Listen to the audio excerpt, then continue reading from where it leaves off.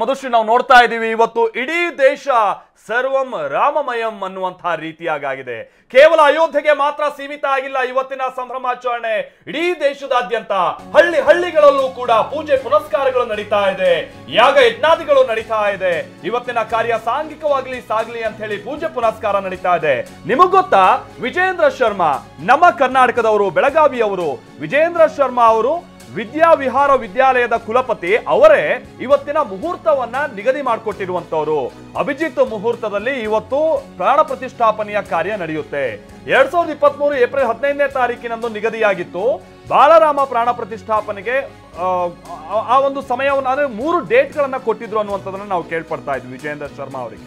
ಈ 3 ಡೇಟ್ ನಲ್ಲಿ ಯಾವುದು ಉತ್ತಮ ಅನ್ನುವಂಥ ಡೇಟ್ ಬಂದಂತ ಸಂದರ್ಭದಲ್ಲಿ ಇವತ್ತಿನ ದಿನ, ಅದರಲ್ಲೂ ಕೂಡ 12:28 ನಂತರದ ಒಂದು ಮುಹೂರ್ತವನ್ನ ಅವರು ಫಿಕ್ಸ್ ಮಾಡಿ ಕೊಡ್ತಾರೆ ಅನ್ನುವಂಥದ್ದು ನಮಗೆ ಗೊತ್ತಾಗಿರುವಂತ ಸಂಗತಿ. ಅಲ್ಲಿಗೆ ಕಲ್ಲು ನಮ್ಮದೇ, ಆಮೇಲೆ ಈ ಕೆತ್ತಿದಂತಹ ಶಿಲ್ಪಿಯೂ ನಮ್ಮವರೇ. ಅದಾದ ನಂತರ ಇವತ್ತಿನ ಪ್ರಾಣ ಪ್ರತಿಷ್ಠಾಪನೆಗೆ ಮುಹೂರ್ತ ನಿಗದಿ ಮಾಡಿಕೊಟ್ಟಂತವರು ಕೂಡ ನಮ್ಮವರೇ. ಪ್ರಶಾಂತ್ ಕುಮಾರ್ ಡ್ರ್ಯಾಗನ್ ಫ್ರೂಟ್ ಕೃಷಿ ಮಾಡಿ ಎಕರೆಗೆ 5 ಲಕ್ಷ ಗಳಿಸ್ತಿದ್ದಾರೆ. ನೀವು ಕೂಡ ಅವರಿಂದ ಕಲಿಬೇಕಾ? ಅವ್ರ ಜೊತೆ ವಿಡಿಯೋ ಕಾಲ್ ನಲ್ಲಿ ಮಾತಾಡಬೇಕಾ? ಈಗಲೇ ಫ್ರೀಡಮ್ ಆಪ್ ಡೌನ್ಲೋಡ್ ಮಾಡಿ.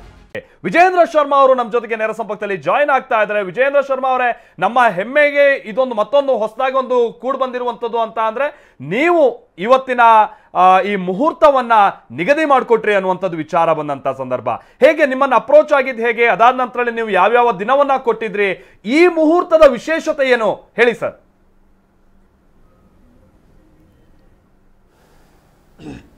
ಸುಮುಹೂರ್ತೆ ಸಾವಧಾನ. ನಿಮಗೆ ಮತ್ತು ನಿಮ್ಮ ಜೊತೆಗಿರ್ತಕ್ಕಂತಹ ಸರ್ಕಾರಿಗೆ ಎಲ್ಲ ಜಗತ್ತಿನಲ್ಲಿ ಎಲ್ಲರಿಗೂ ಕೂಡ ಪ್ರಾಣಿ ಪಶುಪಕ್ಷಿಗಳಿಗೆ ಧನ್ಯವಾದ. ಕೌಸಲೇಂದ್ರನಾದಂತಹ ಶ್ರೀರಾಮ ಜಗತ್ತಿಗೆ ಒಳ್ಳೆಯದು ಮಾಡಲಿ ಎಂಬುದಾಗಿ ಪ್ರಾರ್ಥನೆ ಮಾಡಿ, ಗಣೇಶನನ್ನ ವಕ್ಕತುಂಡ ಮಹಾಕಾಯ ಸೂರ್ಯಕೋಟಿ ಸಮಪ್ರಭ ನಿರ್ವಿಘ್ನಂ ಕುರುಮೇ ದೇವ ಸರ್ವಕಾರ್ಯ ಸರ್ವದಾ. ಸುಮುಹೂರ್ತೆ ಸಾವಧಾನ ಎಂಬುವಂತಹ ವಿಷಯವಿದೆ. ಜಗತ್ತಿನಲ್ಲಿ ಯಾವುದೇ ಕಾರ್ಯವನ್ನು ಮಾಡಬೇಕಾದರೆ ನಮ್ಮ ಹಿರಿಯರು ಪೂರ್ವಜರು ಮುಹೂರ್ತವನ್ನ ವಿಶೇಷವಾಗಿ ನಿರೂಪಣೆ ಮಾಡಿದ್ದಾರೆ. ಆ ಮುಹೂರ್ತದ ಮಹತ್ವವನ್ನು ದೊಡ್ಡವರು ಹೇಳಿದ್ದಾರೆ, ಹಾಗೆ ಅನುಭವಿಸಿದ್ದಾರೆ. ಈ ಮತ್ತೆ ಮುಹೂರ್ತವನ್ನು ಕೊಡಬೇಕಾದಂತಹ ಪ್ರಸಂಗ ಈ ಅಯೋಧ್ಯೆಯ ರಾಮದ ಟ್ರಸ್ಟಿಗೆ, ರಾಮದೇವ ಚಂದ್ರದೇವ ಟ್ರಸ್ಟಿಗೆ ಸ್ವಾಮಿ ಗೋವಿಂದ ದೇವಗಿರಿಯವರು ನನಗೆ ತುಂಬ ಆತ್ಮೀಯರು. ಹಿಂದೆ 5/8/2020 ಭೂಮಿ ಪೂಜನೆಗೆ ಮುಹೂರ್ತಕ್ಕೆ ಅವರು ಕೊಟ್ಟಿದ್ರು. ಅದು ಯಶಸ್ವಿಯಾಗಿದೆ. ಅವರು ಏಪ್ರಿಲ್ 13ರಂದು ನಮ್ಮನ್ನು ಸಂಪರ್ಕಿಸಿದರು.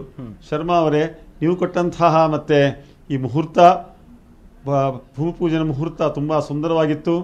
ನಮ್ಮ ಪ್ರಧಾನಿ ಮೋದಿಯವರು ತುಂಬಾ ಸಂತೋಷ ಪಟ್ಟಿದ್ದಾರೆ. ಇಲ್ಲಿಯವರೆಗೆ ರಾಮ ಮಂದಿರದ ಎಲ್ಲ ಕೆಲಸಗಳು, ಕಟ್ಟಡದ ಕೆಲಸಗಳು, ಎಲ್ಲಾ ಕೆಲಸಗಳು, ಸಾವಿರಾರು ಕಾರ್ಮಿಕರು, ಎಲ್ಲ ಕ್ಷೇತ್ರದ ಜನಗಳು ಇದು ಮುಹೂರ್ತದಲ್ಲಿ ಎಲ್ಲರೂ ಕೆಲಸ ಮಾಡಿದ್ದಾರೆ. ಎಲ್ಲವೂ ಸುರಕ್ಷಿತವಾಗಿ ಆಗಿದೆ. ಈ ಮತ್ತೆ ಪ್ರತಿಷ್ಠಾಪನೆ ಮುಹೂರ್ತ ಜಗತ್ತಿಗೆ ಒಳ್ಳೆಯದಾಗುವುದಕ್ಕೋಸ್ಕರ ಅತ್ಯಂತ ಶ್ರೇಷ್ಠವಾದಂತಹ ಮುಹೂರ್ತವನ್ನ ಕೊಡಬೇಕು ಎಂಬುದಾಗಿ ಹೇಳಿದ್ದಾರೆ. ಮತ್ತೆ ಏಪ್ರಿಲ್ 15ನೇ ತಾರೀಕು ಆ ಮುಹೂರ್ತ ಕೊಟ್ಟಿದ್ದೇವೆ. ಈ ಮುಹೂರ್ತದಲ್ಲಿ ವಿಶೇಷ ಅಂತಂದ್ರೆ ಶೋಭನನಾಮ ಸಂವತ್ಸರ. ಈ 60 ಸಂವತ್ಸರಗಳಿದೆ. 60 ಸಂವತ್ಸರಗಳಲ್ಲಿ ಶೋಭನನಾಮ ಸಂವತ್ಸರ ಶ್ರೇಷ್ಠವಾದಂತಹ ಸಂವತ್ಸರ. ಇನ್ನು 2 ವರ್ಷ ಮುಹೂರ್ತಗಳು ನಮಗೆ ಸಿಗೋದಿಲ್ಲ. ಮುಂದಿನ ಸಂವತ್ಸರ ಕ್ರೋಧಿ ಸಂವತ್ಸರ. ಆ ಕ್ರೋಧಿ ಸಂವತ್ಸರದಲ್ಲಿ ಎಲ್ಲೆಡೆ ಹೆಚ್ಚೆಚ್ಚು ಮತ್ತೆ ಯುದ್ಧಗಳು ಆಗುವುದು, ಕೊಲೆ ಸುಲಿಗೆ ಆಗಬಾರದಂತೆ ಎಲ್ಲ ಆಗಲಿಕ್ಕೆ ಅವಕಾಶ ಇದೆ. ಮುಂದಿನ ವರ್ಷ ಕ್ರೋಧಿ ಸಂವತ್ಸರಕ್ಕೆ ಮಂಗಳ ರಾಜನಾಗಿದ್ದಾನೆ, ಶನಿ ಮತ್ತೆ ಮಂತ್ರಿಯಾಗಿದ್ದಾನೆ. ಇದು ಒಂದು ದೇವರ ಕ್ಯಾಬಿನೆಟ್. ಇದಕ್ಕೆ ಲೋಕಮಾನ್ಯ ತಿಲಕರು ಅರ್ವಾಚೀನ ಋಷಿಗಳು, ಪ್ರಾಚೀನ ಋಷಿಗಳು ಅಂತ 2 ಭಾಗ ಮಾಡ್ತೇವೆ. ಹಿಂದಿನ ಕಾಲದಲ್ಲಿ ದೊಡ್ಡವರೆಲ್ಲ ಮಹಾಮಹಿಮರಾಗಿದ್ದಾರೆ. ಆರ್ಯಭಟ 8ನೇ ಶತಮಾನದಲ್ಲಿ, 12ನೇ ಶತಮಾನದಲ್ಲಿ ಮತ್ತೆ ಚಾಣಕ್ಯ, ಮತ್ತೆ ಮಿಕ್ಕಾದ ಬೇರೆ ವರಾಹಮಿಹಿರವರು, ಮೈಸೂರವರು, ಮಿಕ್ಕಾದವರೆಲ್ಲ ಬೇಕಾದಷ್ಟು ಮುಹೂರ್ತ ಕೊಟ್ಟಿದ್ದಾರೆ. ಕೇತಕರನ್ನವರು ನಮಗೆ ತುಂಬಾ ಬೇಕಾದವರು. ಇದು ಜಗತ್ತಿನಲ್ಲಿ ಆ ಸಿದ್ಧಾಂತ ಆಗಿದೆ. ಈ ಮುಹೂರ್ತದಲ್ಲಿ ವಿಶೇಷ ಏನಿದೆ ಅಂತಂದ್ರೆ ಮೃಗನಕ್ಷತ್ರ ಇದೆ ಇವತ್ತು. ಆಮೇಲೆ ಅಮೃತ ಸಿದ್ಧಿ ಯೋಗ ಇದೆ, ಮೇಷ ಲಗ್ನ ಇದೆ, ಅಭಿಜಿತ್ ಮತ್ತೆ ಮುಹೂರ್ತದಲ್ಲಿ ಹಂಸ ಯೋಗ ಇದೆ, ಕೇಂದ್ರದಲ್ಲಿ ಗುರು ಇದ್ದಾನೆ. ಈ ಪಾಯಿಂಟ್ಗಳೇನಿದೆ, ಈ ವಿಷಯ ಬಹಳ ಮಹತ್ವದ್ದು. ಶೋಭನನಾಮ ಸಂವತ್ಸರದಲ್ಲಿ ಎಲ್ಲವೂ ಶುಭವೇ ಆಗಲಿ, ಶೋಭನವೇ ಆಗಲಿ ಎಂಬುದಾಗಿ ನಿರೂಪಣೆ ಮಾಡಿದ್ದಾರೆ. ಯಾಕೆ ಅಂದ್ರೆ ಈ ಮುಹೂರ್ತ ಕೊಡಲಿಕ್ಕೆ ಕಾರಣ ಅಂತಂದ್ರೆ ಮುಂದೆ ಬರತಕ್ಕಂತಹ ಏನು ಸಂವತ್ಸರಗಳಿದೆ ನಮಗೆ ಅಷ್ಟು ಸುಲಭವಾಗಿಲ್ಲ, ಅನುಕೂಲಕರವಾಗಿಲ್ಲ. ಆ ಸಂವತ್ಸರಗಳ ಫಲ ಜಗತ್ತಿನ ಮೇಲೆ ಆಗದೇ ಇರಲಿ, ಮತ್ತೆ ನಮ್ಮ ದೇಶದಲ್ಲಿ ಎಲ್ಲರೂ ಕೂಡ ಸುಖವಾಗಿ ರಾಮರಾಜ್ಯನ ಅನುಭವಿಸಲಿ ಎಂಬುವಂತಹ ಉದ್ದೇಶದ ಈ ಮುಹೂರ್ತ ಕೊಟ್ಟಿದ್ದೇವೆ. ಮೃಗ ನಕ್ಷತ್ರ, ಮೃಗಶಿರಾ ನಕ್ಷತ್ರ ಅತ್ಯಂತ ಶ್ರೇಷ್ಠವಾದಂತಹ ಮುಹೂರ್ತ. ಅಮೃತ ಸಿದ್ಧಿ ಯೋಗ ಅದರಲ್ಲಿ ಅಭಿಜಿತ್ ಮುಹೂರ್ತ ಇದು ಬಹಳ ಮಹತ್ವದ್ದು. ಅಭಿಜಿತ್ ಮುಹೂರ್ತ ಅಂತಂದ್ರೆ ಸೂರ್ಯ ನಮ್ಮ ನೆತ್ತಿಯ ಮೇಲೆ ಬಂದಾಗ 1.5 ಗಂಟೆ ಇರ್ತದೆ, 12 ಲಗ್ನಗಳು ಇರ್ತದೆ. ಇದು ಬಹಳಷ್ಟು ವಿಷಯಗಳು ಇದೆ. ಆದರೆ ಜನಗಳಿಗೆ ಎಲ್ಲ ಪ್ರೇಕ್ಷಕರಿಗೆ ವಿಷಯವಾಗಿ ತಾವೆಲ್ಲರೂ ಕೂಡ ಮತ್ತೆ ಇದರಲ್ಲಿ ಮೇಧಾವಿಗಳು ತಮಗೆ ಅರ್ಥವಾಗುತ್ತೆ. ಸಾಮಾನ್ಯ ಜನಗಳಿಗೆ ಅರ್ಥ ಆಗಬೇಕಾದ್ರೆ ಈ ಮುಹೂರ್ತದ ಮಹತ್ವವನ್ನು ಹೇಳಬೇಕಾದ್ರೆ ಲೋಕಮಾನ್ಯ ತಿಲಕ್ ಅವರು ಒಳ್ಳೆ ಜ್ಯೋತಿಷಿಗಳು, ಅದರಲ್ಲಿ ಜಗತ್ತಿಗೆ ವಿಶೇಷವಾದಂತಹ ಮತ್ತೆ ಈ ಬಗ್ಗೆ ಜ್ಞಾನವನ್ನು ಕೊಟ್ಟಿದ್ದಾರೆ, ಅಂತಹ ಸಂದರ್ಭಗಳನ್ನು ಎದುರಿಸಿದ್ದಾರೆ. ಅವರಿಗೆ ಸಂದರ್ಭ ಬಂತು ಈ ಮುಹೂರ್ತದ ಮಹತ್ವಕ್ಕೋಸ್ಕರ. ಅವರಿಗೆ ನಮ್ಮ ದೇಶಕ್ಕೆ ಸ್ವಾತಂತ್ರ್ಯ ಸಿಗೋದಿಲ್ಲ ಎಂಬುದಾಗಿ ನೆಹರು ಅವರಿಗೆ, ಗಾಂಧೀಜಿಯವರಿಗೆಲ್ಲ ಮತ್ತೆ ಮನವರಿಕೆ ಆಯಿತು. ಇನ್ನು ಮೇಲೆ ಚಳವಳಿಯನ್ನು ನಿಲ್ಲಿಸಿಬಿಡೋಣ ಹಾಗೆ ಅಂತ ಹೇಳಿಬಿಟ್ರು. ಆವಾಗ ಮದನ್ ಮೋಹನ್ ಮಾಲವೀಯರು ಅಲ್ಲಿದ್ದರು, ವಲ್ಲಭಭಾಯಿ ಪಟೇಲ್ ಅವರಿದ್ದರು. ಇದೆಲ್ಲ ಆಗೋದಿಲ್ಲ, ನಮ್ಮ ಹಿರಿಯರು ಮುಹೂರ್ತವನ್ನು ಕೊಟ್ಟಿದ್ದಾರೆ. ಆ ಶುಭ ಮುಹೂರ್ತದಲ್ಲಿ ಮತ್ತೆ ಈ ಬನಾರಸ್ಸಲ್ಲಿ ಕಾಶಿಯಲ್ಲಿ ಹಿಂದೂ ಯೂನಿವರ್ಸಿಟಿಯನ್ನ 500 ಎಕರೆಯಲ್ಲಿ ಮಾಡಿದಂತಹ ಮತ್ತೆ ಮಹನೀಯರು ಅವರು ಮದನ್ ಮೋಹನ್ ಮಾಲವೀಯವರು ತಕ್ಷಣ ಎದ್ದು ನಿಂತು ಹೇಳಿದ್ರು, ನಾನು ಈಗಲೇ ಕಾಶಿಗೆ ಹೋಗ್ತೇನೆ, ವಿಶ್ವೇಶ್ವರನ ಪ್ರಾರ್ಥನೆಯನ್ನ ಮಾಡ್ತೇನೆ, 1 ಕೋಟಿ ಜಪವನ್ನ ಮಾಡ್ತೇನೆ ಶುಭ ಮುಹೂರ್ತದಲ್ಲಿ ಹಾಗೆ ಅಂತ ಹೇಳಿದ್ರು. 1 ಕೋಟಿ ಜಪ ಆದ್ಮೇಲೆ ಎಲ್ಲವೂ ಮತ್ತೆ ಚಳವಳಿಯಾಗಿ ನಮ್ಮ ದೇಶಕ್ಕೆ ಸ್ವಾತಂತ್ರ್ಯ ಸಿಕ್ತು ಎಂಬುದು ಇತಿಹಾಸವಾಗಿದೆ. ಇಂಥ ಮುಹೂರ್ತ, ಇದೇ ರೀತಿಯಾದಂತಹ ಮುಹೂರ್ತವನ್ನು ಅವರು ಆರಿಸಿದ್ದಾರೆ. ಇದಕ್ಕೆ ಹಿನ್ನೆಲೆ ನಾನು ನಿಮಿತ್ತ ಮಾತ್ರ. ಈ ದೇಶದಲ್ಲಿರ್ತಕ್ಕಂತಹ ಮಹಾ ವಿದ್ವಾಂಸರೆಲ್ಲ ನನಗೆ ಬೇಕಾದವರು, ಎಲ್ಲ ಕ್ಷೇತ್ರದಲ್ಲಿರ್ತಕ್ಕಂತಹ ಜನ ನನ್ನ ದೊಡ್ಡ ಸ್ಥಿತಿಗೋಸ್ಕರ ಅಲ್ಲ, ಎಲ್ಲರೂ ಇದಕ್ಕೆ ಪ್ರೋತ್ಸಾಹ ಕೊಟ್ಟಿದ್ದಾರೆ. ಅಮೃತ ಸಿದ್ಧಿ ಯೋಗ, ವಿಶೇಷವಾಗಿ ಹಂಸ ಯೋಗ. ಹಂಸ ಅಂದ್ರೆ ನಮ್ಮ ಎಲ್ಲಾ ಕಷ್ಟಗಳು ಸಂಸಾರದಲ್ಲಿ ಪಾಶ್ಚಾತ್ಯ ಸಂಸ್ಕೃತಿಯನ್ನ ನಮ್ಮ ಹಿರಿಯರನ್ನು ಒಪ್ಪಲಿಲ್ಲ, ಅದರಿಂದ ಜಗತ್ತಿಗೆ ಒಳ್ಳೆಯದಾಗೋದಿಲ್ಲ ಎಂಬುದಾಗಿ ಹೇಳಿದ್ದಾರೆ. ಮತ್ತೆ ರಾಜೇಂದ್ರ ಪ್ರಸಾದ್ ಅವರು ಪ್ರಥಮ ರಾಷ್ಟ್ರಪತಿಗಳು, if hour ancient Indian world culture remains our nation will remain, if our nation remains whole world will remain ಎಂಬುದಾಗಿ ಎಲ್ಲ ಸಂಸ್ಕೃತಿ ಮೇಲೆ ಅವಲಂಬನೆ ಇದೆ ಅಂತ ಹೇಳಿದ್ದಾರೆ. ಈ ಕೇಂದ್ರದಲ್ಲಿ ಮೇಷಲಗ್ನದಲ್ಲಿ ಗುರು 9 ಗ್ರಹಗಳು ಇರ್ತದೆ. 9 ಗ್ರಹಗಳಲ್ಲಿ ರವಿ ಶ್ರೇಷ್ಠ, ಗುರು ಎಲ್ಲಾ ಗ್ರಹಗಳು, ಗುರು ತುಂಬಾ ಶ್ರೇಷ್ಠ, ಬೃಹಸ್ಪತಿ. ಈ ಬೃಹಸ್ಪತಿ ಮೇಷಲಗ್ನ ಅಂದ್ರೆ ಸರಿಯಾಗಿ ಅಭಿಜಿತ್ ಕಾಲಕ್ಕೆ ಈ ಮೇಷಲಗ್ನ ಬಂದಿದೆ. ಈ ಗುರು ಅಲ್ಲಿದ್ದಾಗ ಕೇಂದ್ರೇ ತ್ರಿಕೋಣವಾ ಸ್ಥಿತಃ ಗುರುಹು ಬೃಹಸ್ಪತಿ ದಶಲಕ್ಷ ದೋಷಾನ್ ಹಂತಿ ಎಂಬುದಾಗಿ ಹೇಳಿದ್ದಾರೆ. ಆದ್ದರಿಂದ ಮೊನ್ನೆ ಡಾಕ್ಟರ್ ರವಿಶಂಕರ್ ಹೇಳಿದ ಮುಹೂರ್ತ, ಎಲ್ಲಾ ಮುಹೂರ್ತಗಳಿಗೆ ಸ್ವಲ್ಪ ದೋಷ ಇದ್ದೇ ಇರುತ್ತೆ. ಆದರೆ ಈ ಕೊಟ್ಟಂತಹ ಮುಹೂರ್ತಕಾರರು ಬಹಳ ಚಾಣಾಕ್ಷದಿಂದ ಕೊಟ್ಟಿದ್ದಾರೆ. ಗುರು ಮತ್ತೆ ಕೇಂದ್ರದಲ್ಲಿದ್ದಾಗ ಎಲ್ಲವನ್ನೂ ಕೂಡ ಅದನ್ನ ಹೊಡೆದು ಹಾಕ್ತಾನೆ, ಹಾಗೆ ನಿವಾರಣೆ ಆಗುತ್ತೆ ಅಂತ ಹೇಳಿದ್ದಾರೆ. ವಿಶೇಷವಾಗಿ ಅಭಿಜಿತ್ ಮುಹೂರ್ತ, ಸೂರ್ಯ ರಾಮಚಂದ್ರ, ನಮ್ಮ ಪ್ರಭು ರಾಮಚಂದ್ರ ಸೂರ್ಯವಂಶದವನು, ಸೂರ್ಯನ ವಂಶದಲ್ಲಿ ಮತ್ತೆ ಅವನು ಜನ್ಮ ತೆಕ್ಕೊಂಡಿದ್ದಾನೆ. ಆ ನೆತ್ತಿಯ ಮೇಲೆ ರಾಮಚಂದ್ರ, ಬಾಲರಾಮನ ನೆತ್ತಿಯ ಮೇಲೆ ಸೂರ್ಯ ಬಂದು ಜಗತ್ತಿಗೇನೆ ಒಳ್ಳೆಯದನ್ನು ಮಾಡಲಿ ಎಂಬುದಾಗಿ ಸಂದೇಶವನ್ನು ತನ್ನ ಕಿರಣಗಳಿಂದ ರಾಮಚಂದ್ರನಿಗೆ ಪ್ರಾರ್ಥನೆ ಮಾಡತಕ್ಕಂತಹ ಮುಹೂರ್ತ.